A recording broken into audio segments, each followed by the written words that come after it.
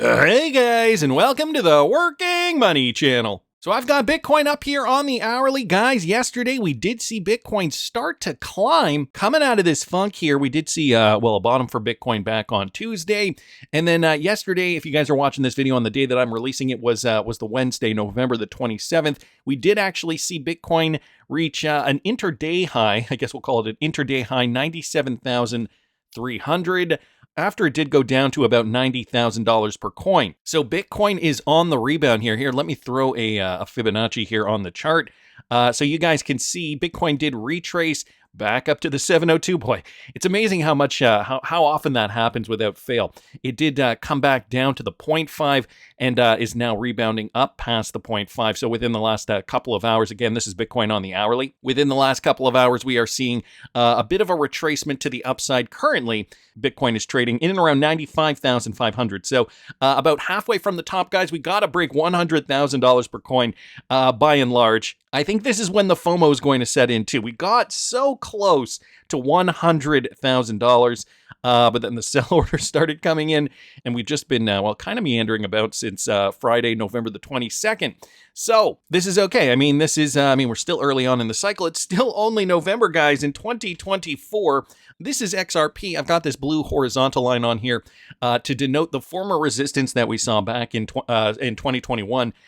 From back in September of 2021, guys, we got to get up above this resistance still for XRP. This is the hurdle, and we have been getting above that, but now it's about building that base. Yesterday's daily candlestick did close above that level, so that was positive news. After we were seeing, a few bearish days for XRP, we finally closed above that level, and now candlestick looking, a bit indecisive. However, if I zoom in here on the hourly, you guys can see XRP is also performing quite well. So, taking a page out of Bitcoin, it did retrace up here at the 0.702 back on Monday, did come back down to the 0.236, guys, and now back up to the 0.618, basing down at the 0.5, and it's looking like that trajectory is going to continue to move up. By and large, the market hasn't really changed too much. You guys can see market cap, well, that's actually grown by a little bit. 3.32 trillion. Volume, though, is down. Bitcoin dominance still holding on, 57%. That is another thing that we haven't really been seeing this bull run, at least not yet. Bitcoin dominance still holding on and even climbing to a degree, and I think we're going to start to see that climb when Bitcoin surpasses 100,000. Fear and greed index is at 84, so we are still in extreme greed.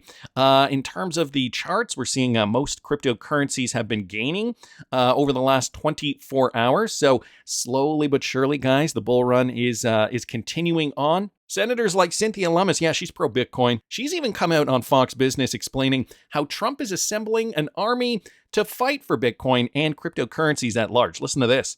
These are all things that President Trump raised during his campaign, and he seems to be assembling a very pro-Bitcoin cabinet. His leadership understand the assets, not only just Bitcoin, but other digital assets and the opportunities for blockchain. And it then moves into the whole AI culture as well. So I see these things as being part and parcel of creating a 21st century economy that has its anchor in the United States. Yeah. And with that, we're going to see so much innovation. Cryptocurrency companies are going to be able to get their feet off the ground and start really innovating, doing more in the United States. This is, this has been a pain point, at least for the last 4 years, if not longer. However, the maturity just wasn't there for cryptocurrencies. Companies like Ripple had to move abroad and start developing their business infrastructure in other countries around the world. Well, a Ripple partner, dLocal, they just recently got a PISP certification in Brazil, guys. Check this out. Cross-border payments platform dLocal has obtained certification as a payment initiation service provider for Pix in Brazil. This certification granted by the Central Bank of Brazil enables dLocal to facilitate Pix payments with the open finance ecosystem. It allows them to streamline checkout experience, as Pix payments can now be conducted directly without redirecting users to banking applications. This development is particularly given that Brazil's open finance system is backed by the country's 5 leading banks, including Banco do Brasil, Bradesco, Itaú, and Nubank. So a couple of those are Confirm Ripple partners. I can confirm that off the top of my head, which serves 92% of the banked population. This follows another development in Brazil. dLocal's central bank issued license in July of 2023. It will eliminate the need for separate authorizations in banking apps,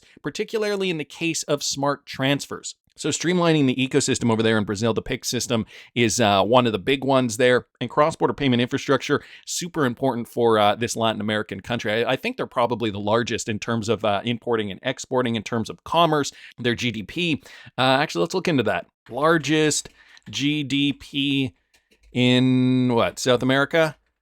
I know I said Latin America, but I meant South America, and it is Brazil. Of course, Brazil is the largest economy in South America in terms of nominal GDP. So, guys, this is huge for, for the world in general, for dLocal in particular, for cryptocurrency more broadly, and for Ripple. I mean, essentially, if they're going to be leveraging XRP, and again, this is a central bank issued license that they did receive, so they can now hit the ground running. That's very positive news for dLocal. I mean, now that we have, a new president-elect coming into office in January, I've noticed there's been a lot more talk on the scenes within the crypto space. Charles Hoskinson just did a Twitter Spaces. Milo XRP here posted this. Just heard Charles Hoskinson talk about FLR and how it may assist in ADA and XRP becoming a multi-chain system with Midnight. Did you guys hear this? Listen to this. Hook where you could connect them to a smart contract system. So I got to look at FLR and some of the other things that people have tried to do, but it would be really cool to bring Midnight into it, because what can happen is then you can use XRP to do private smart contracts, and then you can use that for settlement and clearing. And so many use cases for real world assets, credit, interbank settlement, these things that require identity and private smart contracts. And we've been building it. We're kind of building it as a multi-chain system. So I was going with all the usual integrations like Ethereum and Solana and Cardano and these things. And I said, well, I wonder if XRP could actually support this. And so when I called David and we talked about it, he's like, yeah, actually, there's a path to make that happen and make it pretty seamless and relatively trustless. Really? Yeah. Really? So Midnight, I think, actually could have a great relationship there. So what the next step is that we're having the Midnight people talk to the XRP people. So they could, in fact, use FLR in conjunction with ADA and XRP. This could become a multi-chain system, and guys, smart contracts could be running through XRP. I guess it's just another avenue for that. There are so many different developments that are going on. I think at the end of the day, we should be happy that we are at the heart of it. As XRP holders, this is key ultimately for our investment to rise over the long term. For those of you guys interested to see what I'm doing, you can follow me at patreon.com/workingmoney channel. It is only $5 a month. That price will be going up though. If you do get in now, you will be grandfathered in at that $5 price. I'm covering everything that I'm doing, me personally, Working Money Channel, this bull run, and I am going to be holding a live Q&A session this Friday at 1:30 p.m. Eastern Standard Time for those of you guys interested. All right, so, I wasn't expecting Charles Hoskinson coming out of the gate saying that. Jungle Inc. here posting this. Goldman Sachs, guys, is apparently having trouble getting competitors to use their real-world assets platform. I know, we're still in the infancy stages of, this type of new crypto adoption with regards to the traditional system, because, a lot of these companies, I got to think that they're probably looking at this and they're realizing, well, we have a system that already works. Why are we moving to something that's completely foreign to us? So in terms of, I guess it's their competitors, they say they are going to shift the crypto platform to an industry utility with joint ownership like Swift. I guess they basically want something that's agnostic. Listen to this. It's a platform to issue traditional assets via blockchain. As you know, banks have been exploring this for almost a decade. And a lot of initiatives have gone live, but not many have reached scale. And part of the issue is because it's hard to get your competitors to join a platform you've launched, especially if it's branded Goldman Sachs or JP Morgan, and it's hard to get the other bank on board. So the idea is if you create an industry-owned utility of sorts, then it's more likely to scale and get commercial applications. So I think this is what they're aiming for, to make it industry-owned, like, many of the utilities we see in market structure, and then have people join. Industry-owned in the sense of how much would Goldman Sachs still own? I don't think they've decided that yet, or they've told me yet for sure. And the part of it is getting partners and seeing, how it would be run. But the idea is, I guess, that they wouldn't be the majority owner anymore, right? Because that wouldn't mean industry owned. It was the same problem that we were identifying years ago when JP Morgan said, we're going to create our own stablecoin. And Brad Garlinghouse came out pretty soon thereafter saying, yeah, who's going to want to hold your stablecoin? Your competitors certainly won't. It's kind of a redundant solution. Nevertheless, here we are now talking about stablecoin regulation in 2024. Ripple is launching a stablecoin, the RLUSD. So, the mindset is kind of stubborn, I think, in traditional finance. We never needed a stablecoin because we had XRP. However, again, this is where we are. Speaking of stablecoins, Ripple has just made a bold move in the crypto world, burning nearly all of their RLUSD in a single day. This courtesy of Michael Branch. So this is, I don't know, is it unprecedented? They burnt 46.67 million RLUSD tokens, so these tokens are permanently removed from circulation. This significant action has raised questions about the future of the RLUSD and its potential impact on its blockchain. According to reports from the Ripple stablecoin tracker, the recent burn of 46.47 million RLUSD tokens could be a sign that Ripple is preparing to officially announce the launch of its long-awaited stablecoin. I'm guessing the tests are probably coming to an end very soon, and now all we have to do is waiting with bated breath. It is the end of November now. We've got one more month left in Q4 of 2024, and Ripple did say, look, this was our target date to launch this in Q4. So we're still waiting for that. The move to burn nearly all of the RLUSD tokens, leaving just 100,000 on the blockchain, aims to reduce the supply of the token, potentially increasing its scarcity. Why else would they burn this thing? Ripple Labs has taken an important step towards launching the RLUSD, minting about 10.5 million tokens on the mainnet, as reported by Coinpedia News. This is part of a series of tests to make sure the stablecoin can handle real-world use before it officially launches. So I guess we're still waiting.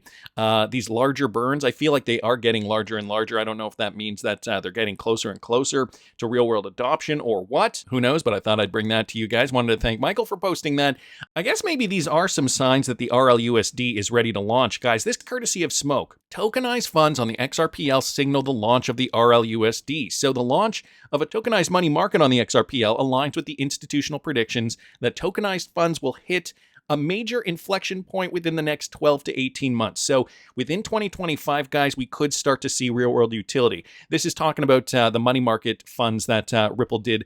That was announced the other day. I did a video on that. I'll link it up here if you guys didn't catch it. The key highlight is the central role of stablecoins, though. Their integration is expected to create a flywheel effect, driving rapid adoption of blockchain-based solutions across the financial sector. This particular money market fund will rely on the RLUSD stablecoin to achieve full functionality. So if we do get that released within the next month, then within 2025, I think it'll start to see real meaningful adoption. That's probably their plan, and that's how I'm assuming it should go, I guess. This announcement signals that the RLUSD's approval by the New York Department of Financial Services is a major regulatory milestone and is just around the corner. So there is some documentation to that point, talking about this inflection point, tokenized funds, that we're going to see this probably in 2025, guys. And if we do get that real-world adoption in 2025, the sky is the limit for some utility coins, XRP included. And this is why, over there at Patreon, people have been asking me about targets. How much XRP am I going to be holding for the long term in case we do see the regulatory clarity? And I'm going to be addressing all that over there at patreon.com/workingmoneychannel. Again, if you guys are interested in that kind of thing. Let's keep moving along. Another one here from Smoke. Yes, Ripple will be one of the rails integrated into the SWIFT network once cross-border payments and reporting plus, so the CBPR plus, SWIFT's first initiative to standardize cross-border ISO 20022 payment types, is fully implemented in 2025. So here again, we're looking at 2025 as that kind of that drop dead date. Ripple have already built several solutions around instant cross-border payments in blockchain technology, as you guys see here. So they're going to be integrating with the CBPR Plus and Ripple. I'll link all this in the description of the video if you guys are interested in perusing further. Similar to Swift, ISO 20022 standards are going to be allowing interoperability. So guys, the interoperability is here. XRPL developers are also continuously working on the XRP Ledger 2. Apparently, another announcement was just released by the Ripple X Dev account. It's official, says the Wrath of Kahneman. A new XRPLF has been incorporated in France by the founding members, XRPL Commons, XRPL Labs, Ripple, and XAO DAO. You may be thinking, who is XAO DAO and how is it run? Well, that is an interesting question since they are founding members after all. It is encouraging. There was a tweet about the new organization and the bylaws were included. I'm still iffy about the DAO. How is it structured? Who decided it should be a founder after all these discussions? And is it a placeholder until these things are decided? So the Wrath of Kahneman does post another link there with more information. The evolution of the XRPL Foundation. So guys, we are apparently we're entering a new era. Since the initial announcement, the first steps towards the creation of the new XRPL Foundation have commenced. This article delves into the recent developments exploring the new foundation's incorporation, objectives, governance, and structure. So I'm wondering if this is moving away from, if this is going to be maybe focusing more on institutional grade adoption, whereas before I feel like, all these smaller companies were working on the XRP ledger to create a use case and to, make these fun projects, really just kind of make it useful. And could a second iteration be focused more on institutional grade adoption? I mean, blockchain and DLT technology has so much potential that I think it would be squandering the potential if we were thinking too small, or if these developers were thinking too small. I think, some of them probably wanted to get their hands dirty, really wanted to experiment with it in the early days.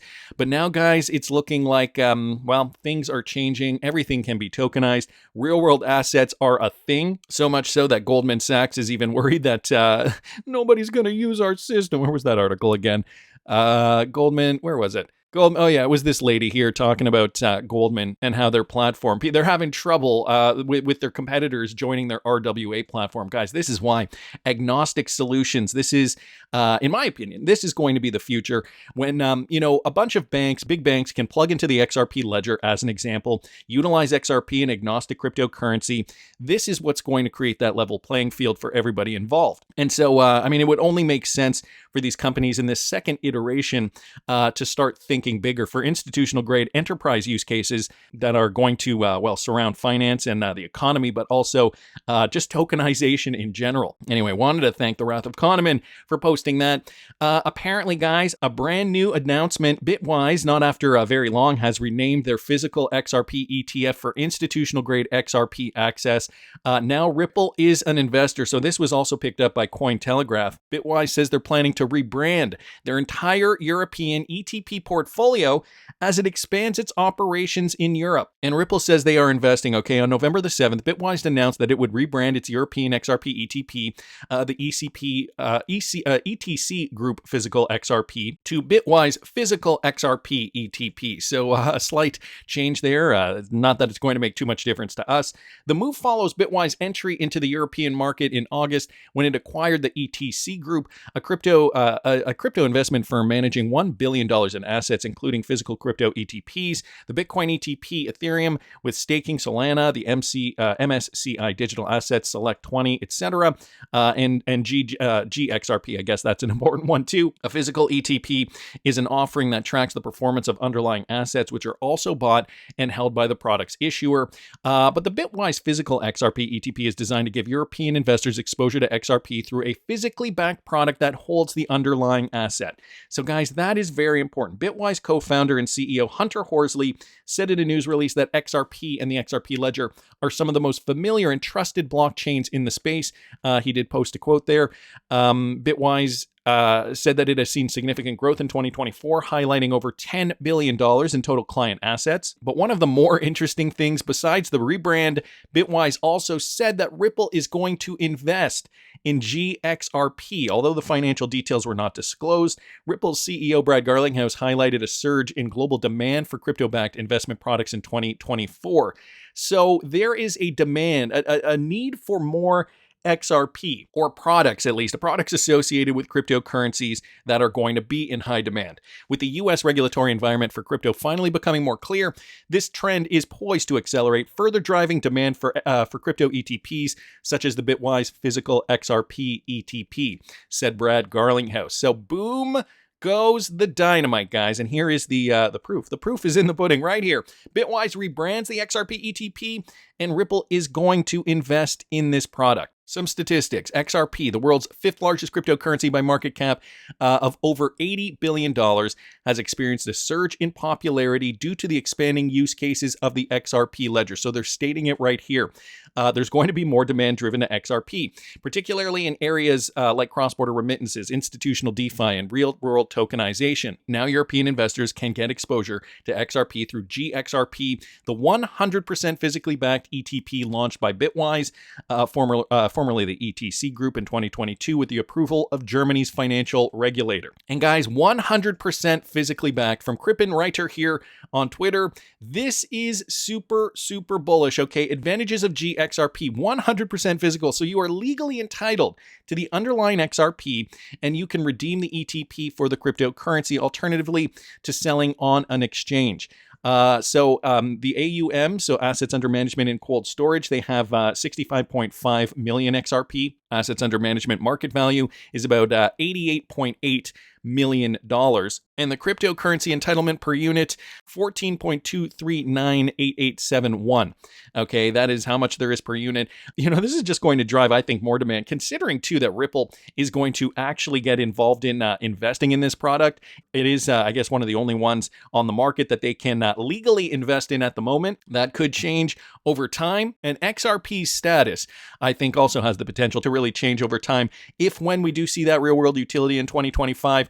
And again, guys, for more information on what I'm doing, you can follow me at patreon.com/workingmoney channel. Right now, it's only $5. That price is going up. If you get in now, you will be grandfathered into that price. That's just my opinion. I want to hear what you guys think. Please subscribe to the channel if you haven't already. Like the video if you like the content I'm providing. I always love hearing your comments. See you in the next one, guys.